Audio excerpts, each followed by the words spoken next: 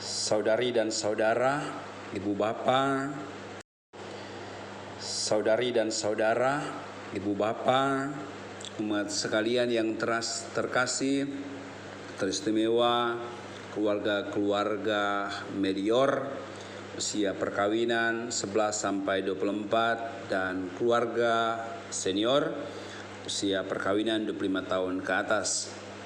Pada kesempatan kali ini kita dalam rangka mengisi masa Prapaskah sebagai masa rahmat bagi kita orang Katolik, kita akan membuat sebuah rekoleksi dan sekaligus pembinaan dalam rangka memperkuat kehidupan keluarga. Rekoleksi kita kali ini dibuat agak sedikit berbeda daripada waktu-waktu sebelumnya. Kali ini dengan menggunakan sarana teknologi, mengingat situasi dan kondisi yang menghendaki kita untuk agak sedikit mengurangi intensitas pertemuan. Harap meskipun tidak bertemu secara langsung, tetapi kita tetap memiliki semangat untuk membangun kehidupan keluarga. Pembinaan dan rekoleksi tentu dimaksudkan supaya kita semakin hari semakin teguh dan kokoh dan teristimewa setia dalam hidup keluarga. Nah, rekoleksi kita kali ini akan mengambil tema yang cukup menarik, yaitu membangun komunikasi, menciptakan relasi harmonis suami istri. Diharapkan bahwa dengan demikian relasi komunikasi demi harmonisasi dalam kehidupan keluarga, teristimewa Anda yang sudah bertahun-tahun menjalani perkawinan semakin hari semakin mantap, semakin segar. Nah, sebagai pengantar untuk memasuki rekoleksi ini, mari kita dengarkan lagu berikut, lagu yang inspiratif dari bahasa Manado, Nembole Bacere, sebuah lagu yang sangat menarik, berisikan kalimat-kalimat yang menggugah kita untuk membangun hidup keluarga yang sejati. Selamat mendengarkan, semoga memperoleh kekuatan inspirasi dalam membangun keluarga Katolik yang sejati. Selamat menikmati.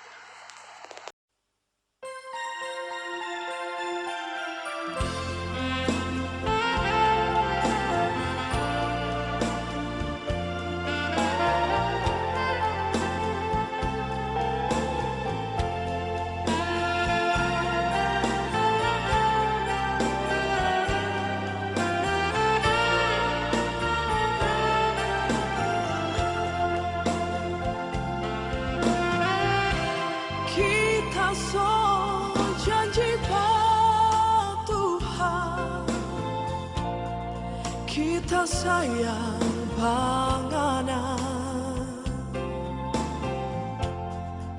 kita ada berjanji pa Tuhan, kita sayang.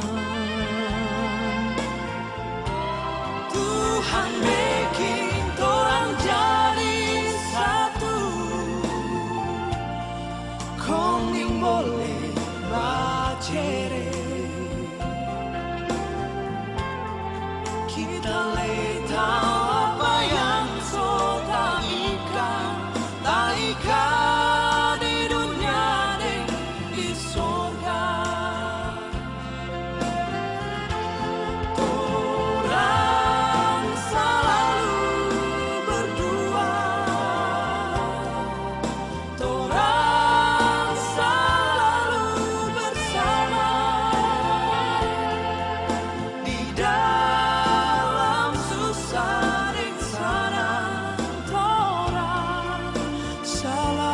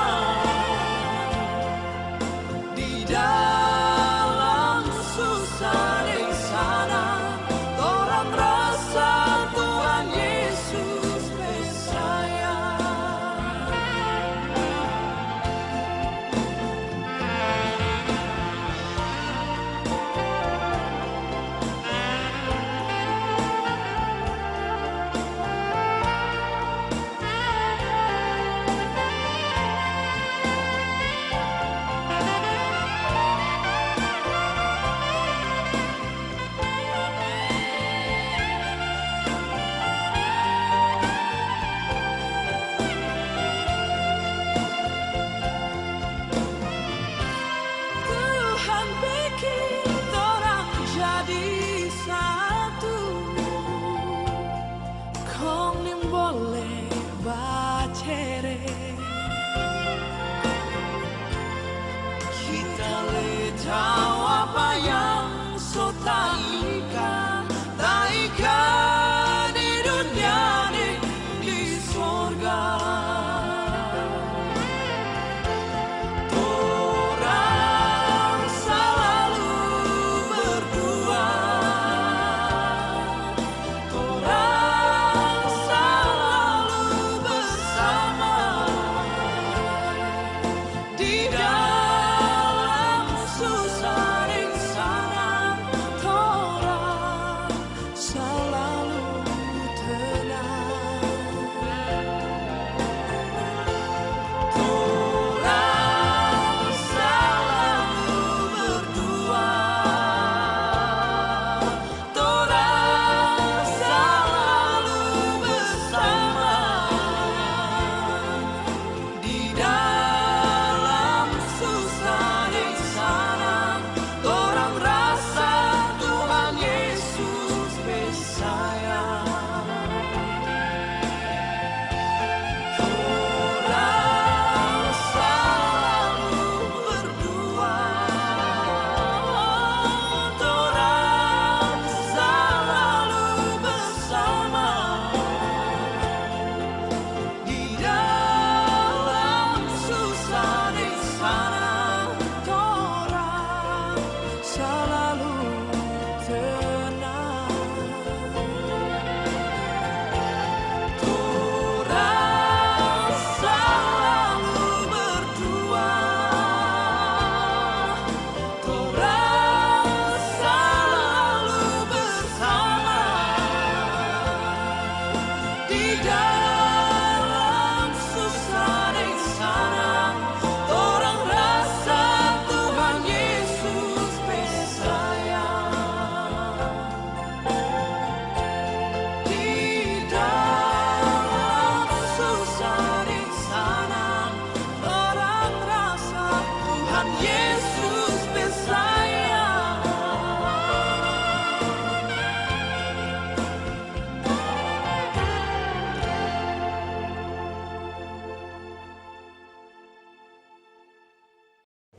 Setelah kita mendengarkan lagu inspiratif yang mengajak kita untuk tetap setia dalam hidup perkawinan, mari sekarang sebagai pengantar untuk masuk dalam rekoleksi kita, mari kita nyimak video berikut ini yang kiranya bisa mengajak kita untuk masuk lebih dalam tema kita tentang komunikasi. Selamat menyimak dan selamat menimba inspirasi dari film berikut.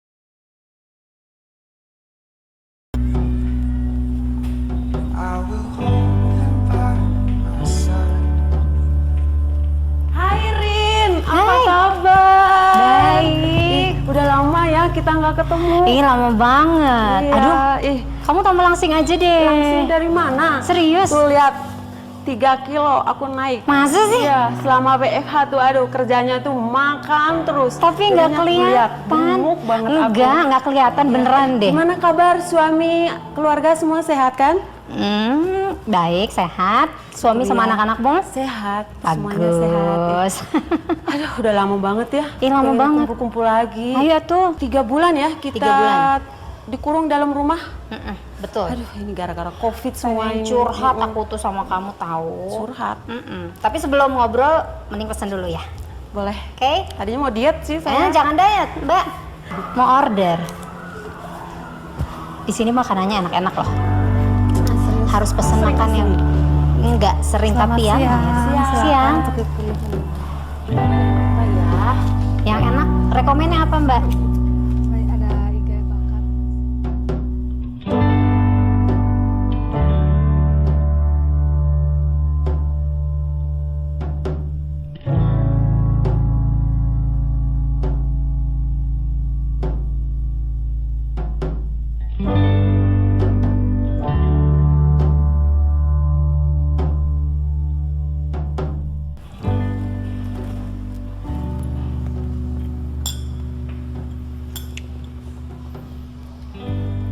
Rin, kamu kok dari tadi banyak diamnya sih?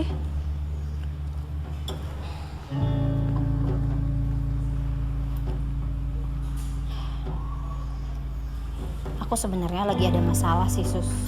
Masalah? Masalah apa? Selama COVID-19 ini kan kerja di rumah, lebih banyak di rumah. Kondisi di rumah kamu gimana? Ngebosenin nggak? Kalau bicara itu, aku malah berterima kasih sama COVID-19, Rin. Terima kasih. Iya, terima kasih.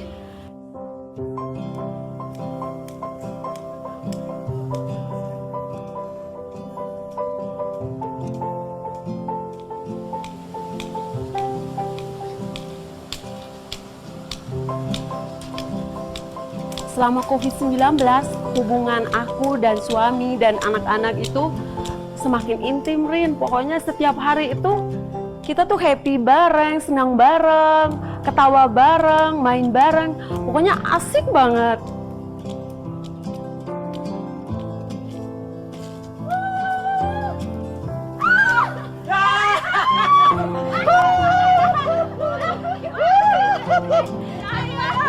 Kalau dipikir tuh kita tuh kayak anak kecil.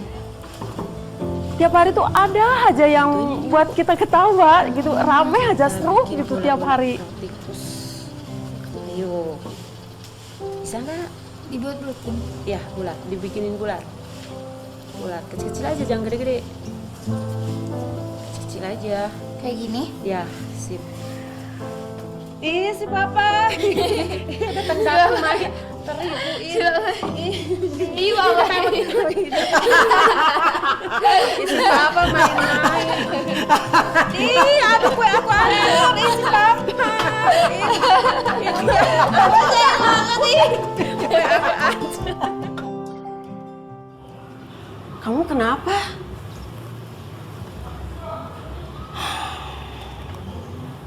Kondisi di rumahku berbanding terbalik, Sus. Maksudmu? Jadi selama kerja di rumah, selama COVID-19 ini, itu semua jadi neraka buatku. Kamu tahu Harry kan? Iya, kenapa dengan Mas Heri? Dia tuh super sibuk. Ya namanya kepala keluarga ya harus sibuk lah. Iya aku tahu, tapi pergi kerja tuh pagi banget, pulangnya larut malam. Hampir setiap hari seperti itu. Minggu aja dia kadang pergi. Ya lembur mungkin, banyak kerjaan di kantor kali. Ya tapi kan aku butuh perhatian, Sus. Banyak kerjaan mungkin. Tapi kan selama COVID ini, ya kesempatan kalian berdua di rumah kan harusnya ya jadi pengantin baru lagi. Apalagi belum ada momongan, ya mesra-mesra gitu.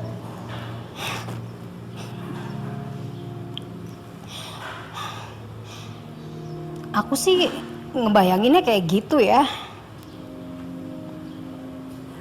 Tapi ternyata enggak, Sus.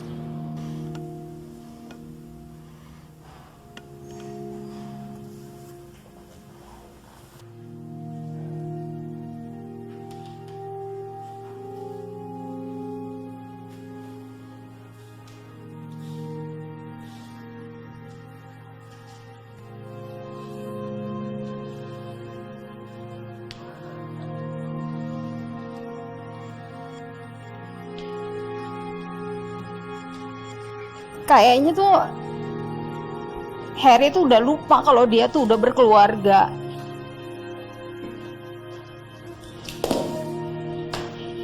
Dia juga mungkin lupa kalau dia tuh udah punya istri.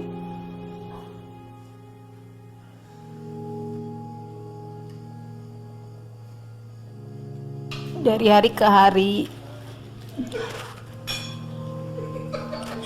dari waktu ke waktu, kerjaan kamu itu cuma ribut aja. Capek sih.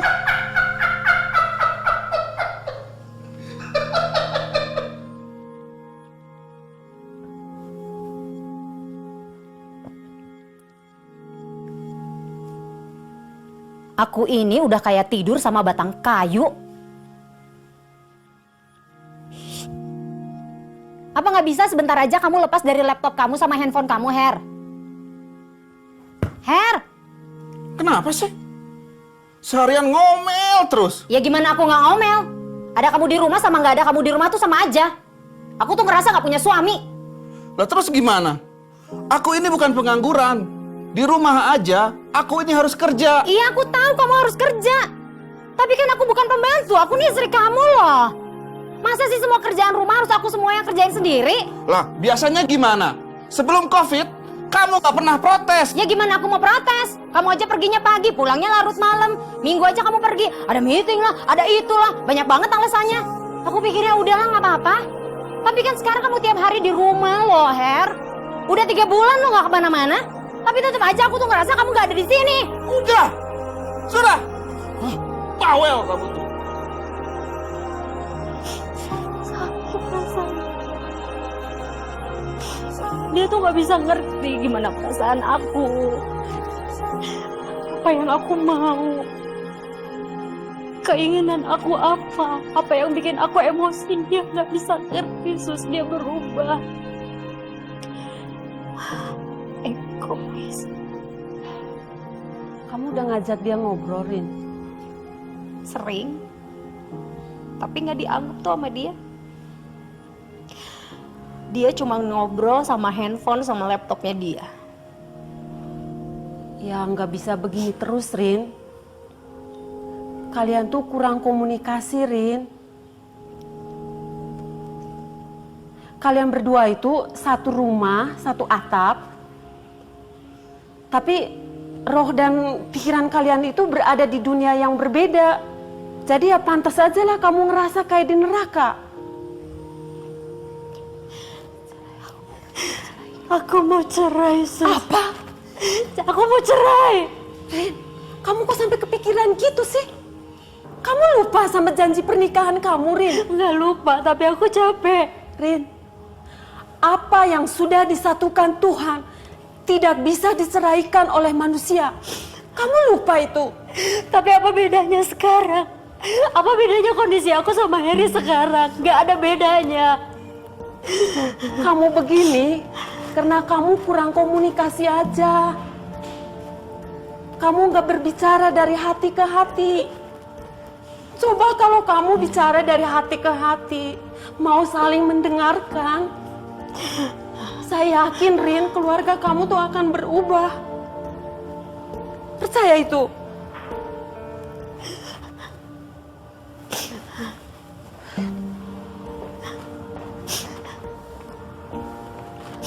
Sabar ya, Rin. Tak ada komunikasi dalam keluarga membuat semuanya menjadi jauh. Dengan segera segala kehangatan, keceriaan, kasih sayang terpendam dalam diam, kosong, hampa. Semuanya ini menjadi refleksi untuk kita semua. Neraka diciptakan oleh kita sendiri. Surga pun begitu. Kita mau menciptakan apa untuk keluarga kita? Keluarga sekalian terkasih, setelah kita menyimak, melihat video inspirasi tentang komunikasi dalam keluarga, marilah sekarang kita memulai rekoleksi kita dengan tema soal komunikasi dengan kita berdoa, doa penyerahan kepada keluarga kudus Nazaret. Marilah kita berdoa. Dalam nama Bapa dan Putra dan Roh Kudus. Amin. Keluarga kudus, teladan dan pelindung segenap keluarga Kristiani, di bawah naungan-Mu kami serahkan keluarga kami. Bila hidup-Mu kami renungkan kembali, tergeraklah hati kami untuk menimba semangat-Mu.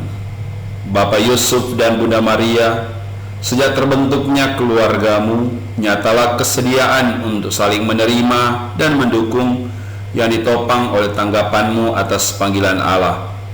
Seluruh perjuangan hidup-Mu diwarnai oleh iman, ketulusan, dan kerendahan hati, ikut membantu menangkap kehendak Allah yang terwujud dalam tanggung jawab dan cinta-Mu kepada Yesus.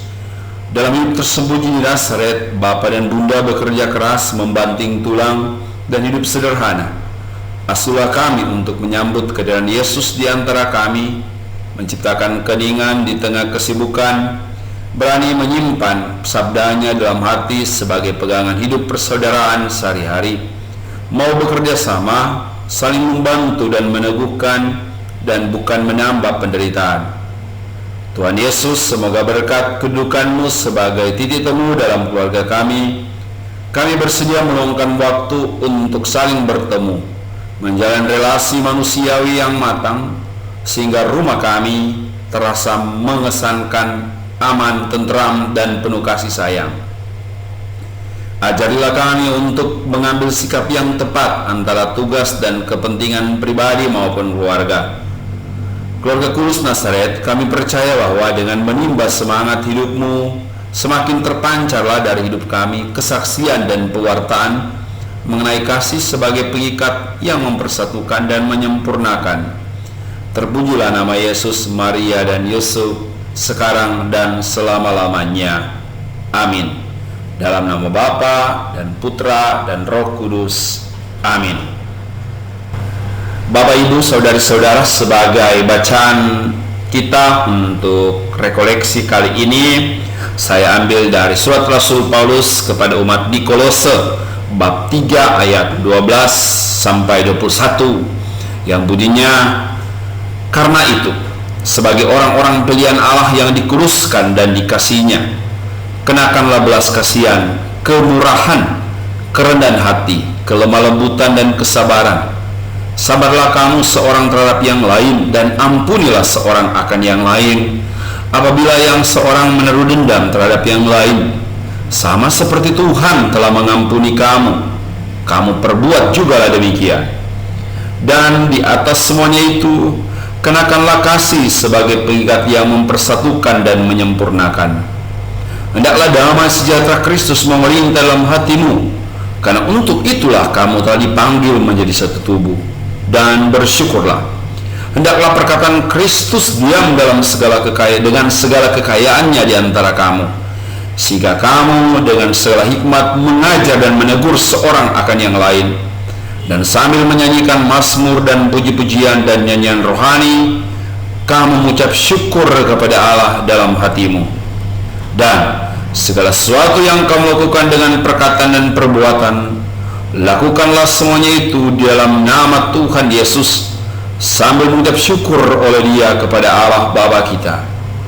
Hai istri-istri, tunduklah kepada suamimu sebagaimana seharusnya di dalam Tuhan.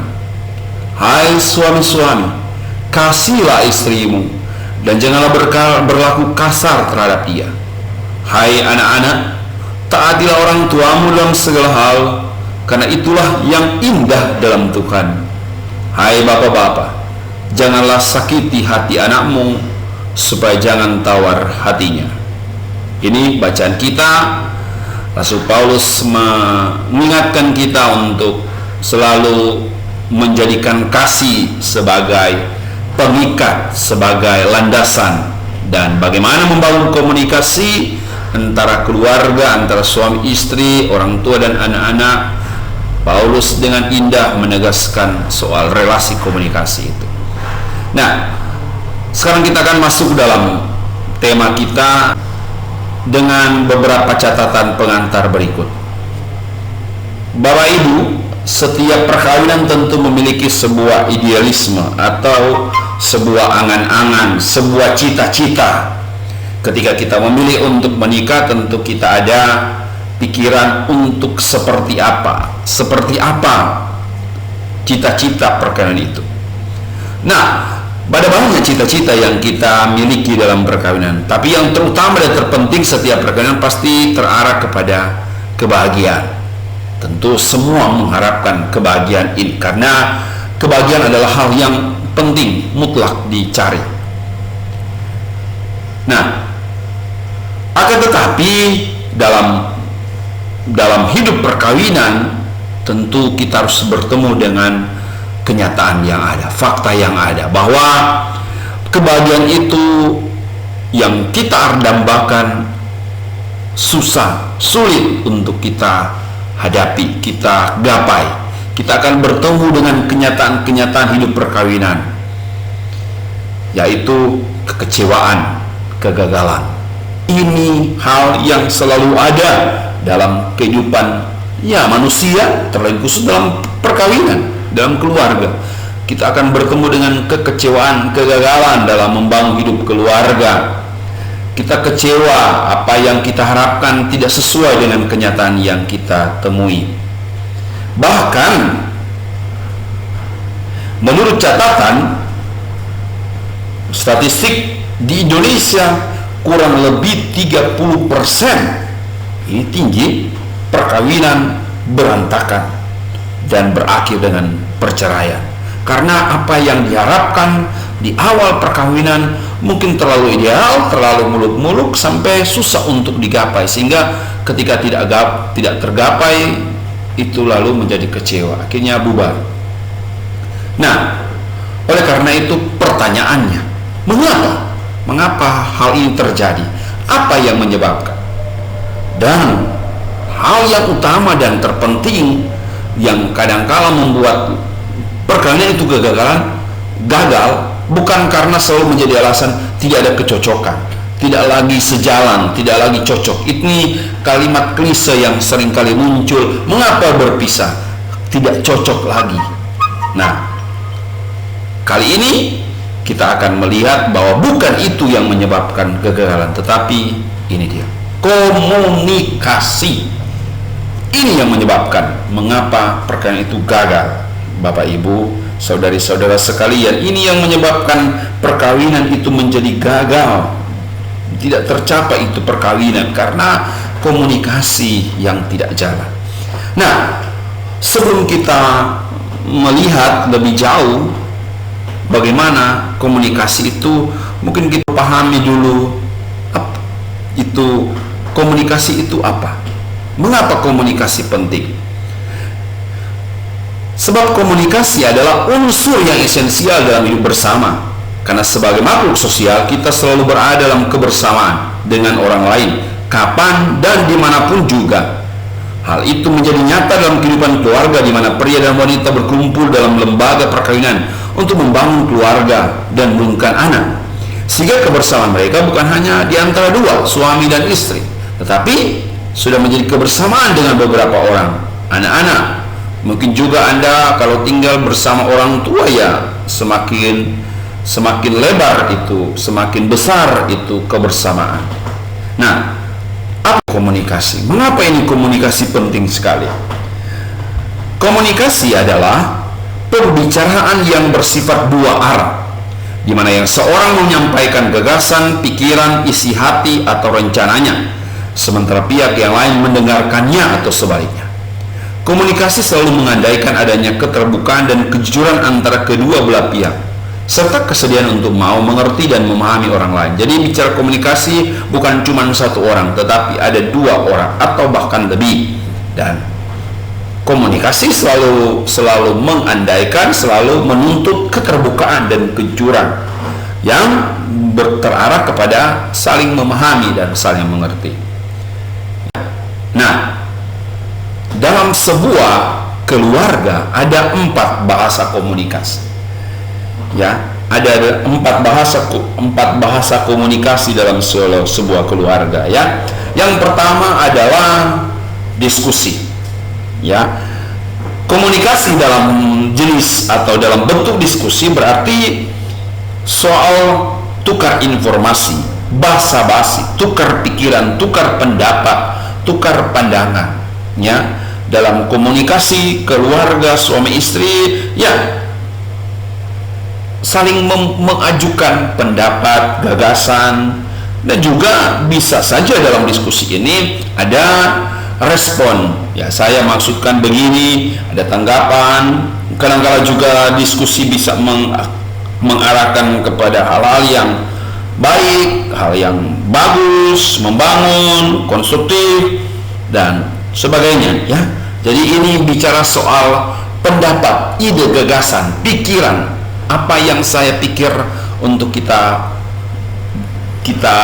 apa ya istilahnya, kita bangun, kita gapai dalam sebuah keluarga. Contoh, ya mungkin kita bermaksud saya ingin supaya anak-anak saya begini. Ya, sebagai bapak keluarga mungkin saya maksudkan supaya anak saya jadi begini. Nah, tentu lain lagi dari ibu. Mungkin ibu atau istri yang mempunyai pendapat lain soal ke masa depan anak-anak. Tetapi tentu tidak lupa juga anak tersebut memiliki pendapat, dan ini perlu didiskusikan bersama sehingga yang anak menjadi senang, orang tua juga menjadi senang terhadap kehidupan bersama. Ya, sebab kadangkala terjadi bahwa kita terlalu memaksakan apa yang pikiran kita baik kepada anak-anak sehingga terjadi malah menjadi masalah. Ya, ada hal-hal yang perbedaan. Diskusi selalu mengandaikan adanya perbedaan dalam sebuah keluarga, dan itu harus dibicarakan bersama. Hal kedua, yaitu nonverbal. Ya, nonverbal. Nonverbal berarti komunikasi tanpa kata-kata. Jadi dalam bentuk ya kasih sayang, perhatian, cinta, rangkulan, dekapan, ciuman, sentuhan, belayan. Ini komunikasi nonverbal tanpa kata-kata. Istilahnya juga ketika Anda mendengarkan seseorang tanpa Anda menanggapi dengan kata-kata, hanya dengan sentuhan, dengan apa ya istilahnya belayan, pelukan, itu juga adalah sebuah bahasa komunikasi, sebuah komunikasi. Ya, yang selanjutnya adalah dialog. Ya, dialog berarti bicara soal apa ya istilahnya, bukan hanya soal pikiran, soal pendapat, tapi juga soal perasaan. Jadi boleh kata dalam dialog ini ya curhat lah begitu ya, karena dialog selalu bukan semata-mata soal pikiran, sekali lagi soal isi hati, perasaan begitu ya. Nah, yang terakhir komunikasi tentu dalam keluarga, seksualitas, hubungan seks. Ini ya komunikasi paling intim dalam sebuah keluarga, ini tidak bisa dilepaskan dari dalam sebuah kehidupan keluarga. Nah, selanjutnya kita bicara soal dinamika relasi suami istri. Kita harus menyadari dan memahami bagaimana komunikasi, dinamika relasi komunikasi dalam kehidupan suami istri. Ada 3 hal.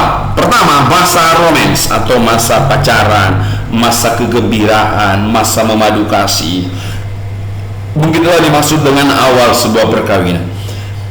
Dan pacaran, awal-awal masa ketika membangun keluarga 1-2 tahun pertama ya dipenuhi dengan ya situasi yang penuh sukacita, saling mengasihi. Orang bilang ceritanya mai tua pasal sakit, aduh kasihan ya, mana yang sakit ya. Itu masa-masa awal perkawinan ya, sukacita, kegembiraan. Orang bilang serasa dunia milik kita berdua. Nah, selanjutnya masa yang berikut, dan inilah yang kadangkala membuat kembali kegagalan. Akan ada saat dalam kehidupan keluarga di mana Anda bertemu dengan ini, kekecewaan.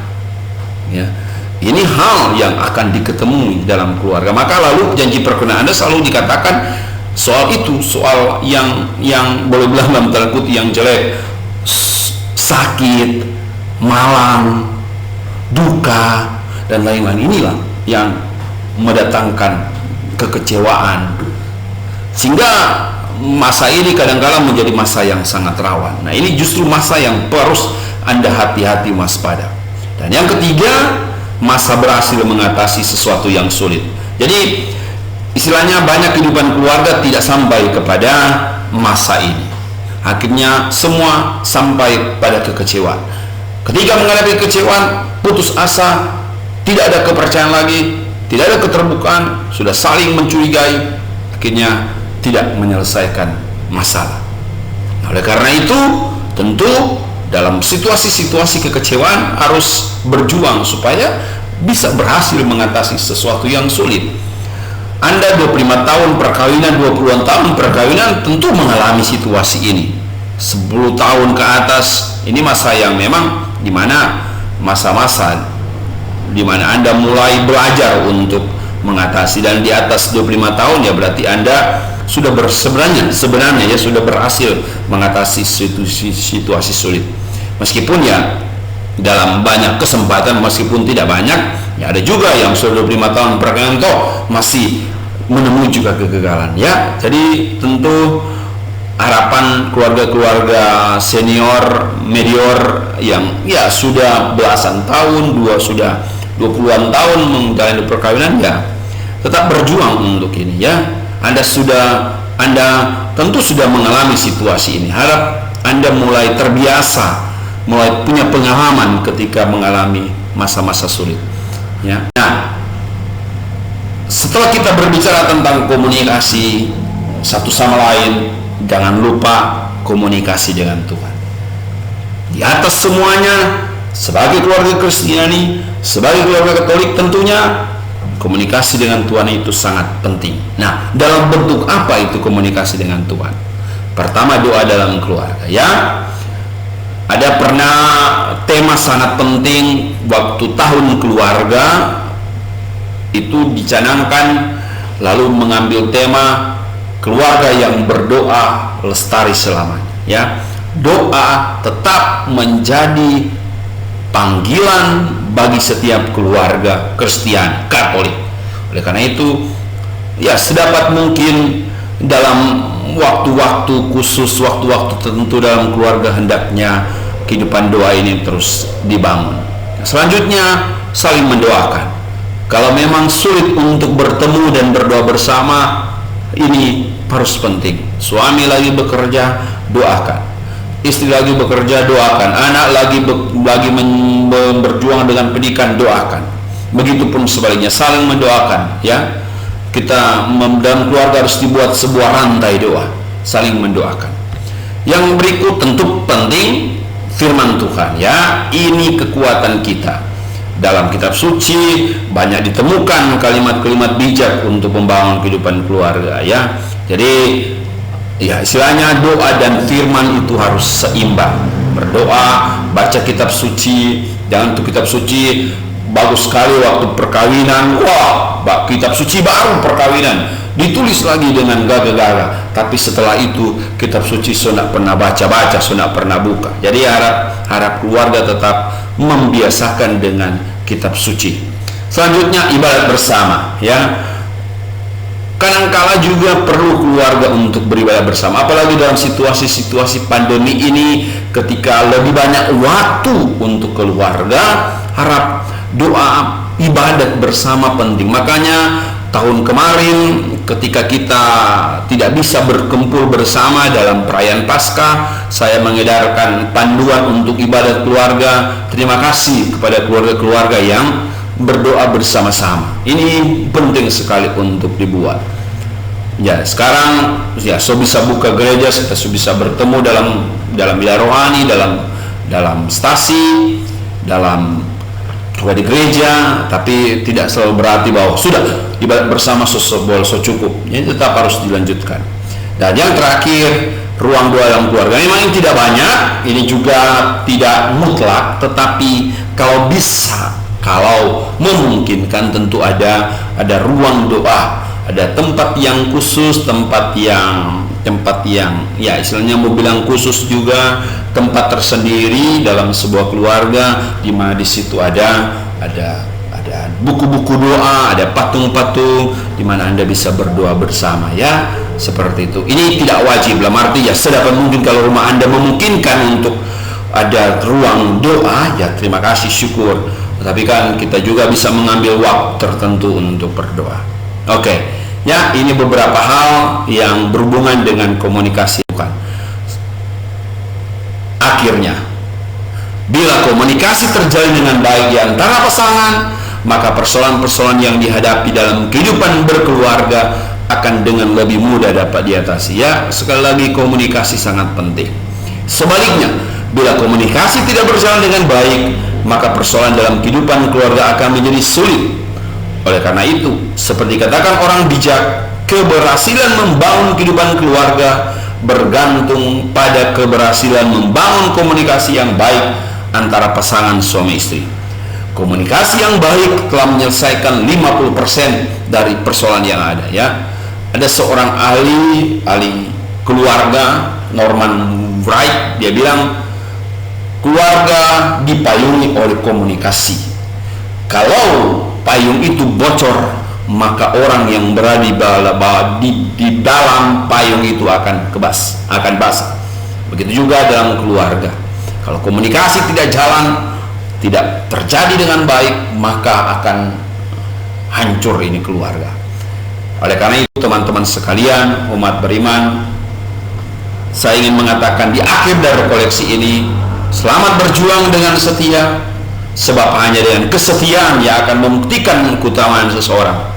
Sehingga pada akhirnya, seperti sabda Tuhan Yesus dalam pemahaman tentang talenta, Matius bab 25 ayat 21 sampai 23, dikatakan, baik sekali perbuatanmu itu, hai hambaku yang baik dan setia. Engkau telah setia memikul tanggung jawab dalam perkara yang kecil. Aku akan memberikan kepadamu tanggung jawab dalam perkara yang besar. Masuklah dan turutlah dalam kebahagiaan Tuhanmu. Ya, sekali lagi, kesetiaan adalah mutlak diperlukan untuk membangun kehidupan keluarga, membangun komunikasi dalam suami istri. Setelah mempersiapkan diri untuk perayaan kebangkitan Tuhan, semoga Tuhan yang bangkit senantiasa melindungi dan menjaga keluarga Anda masing-masing. Itu alasan kenapa rekoleksi ini buat, dalam rangka mempersiapkan kita untuk merayakan pesta kebangkitan Tuhan.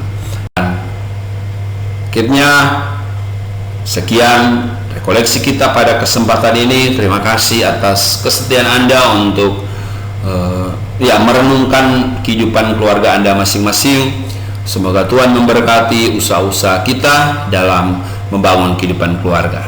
Kita akan menutup rekoleksi kita dengan lagu Tulang Rusuk.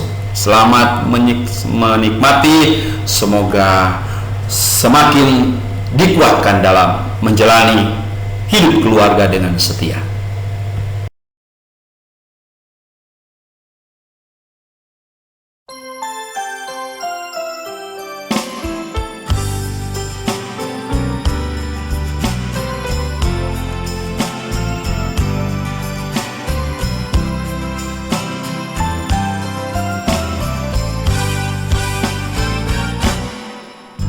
Terima kasih ku ucapkan padamu atas dia yang kau berikan padaku.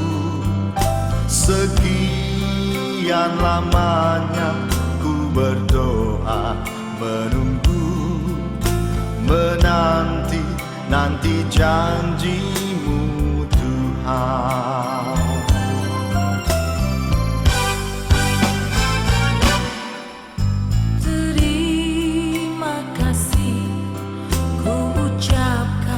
Padamu atas dia yang kau berikan padaku.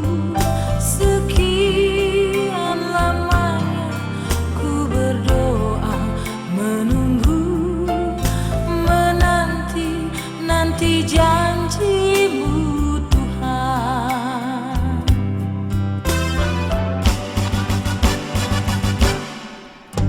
Tulang rusuk yang aku nantikan, Kini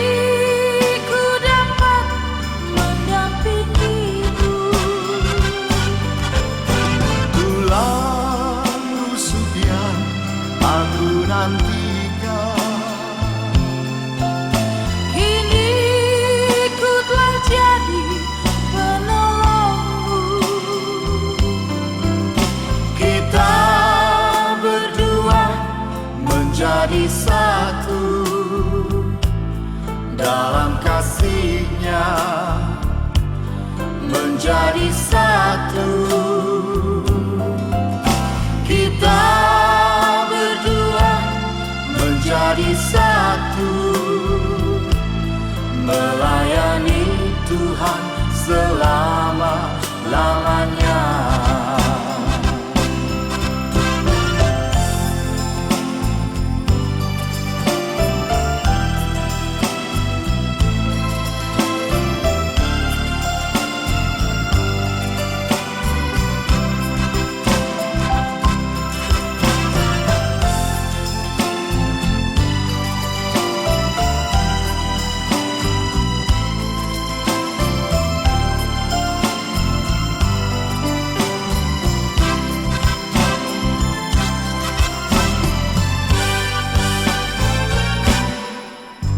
Terima kasih ku ucapkan padamu atas dia yang kau berikan padaku.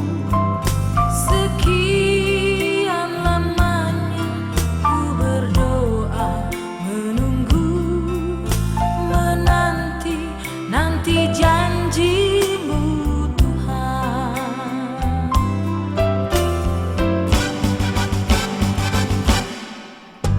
Tulang rusuk yang aku nantikan, Kini ku dapat mendampingi-Mu. tulang rusuk yang aku nantikan. Kini ku telah jadi penolongmu. Kita berdua menjadi satu dalam kasih-Nya, menjadi satu. Kita berdua menjadi satu, melayani Tuhan selama-lamanya. Kita berdua menjadi satu dalam kasih-Nya, menjadi satu.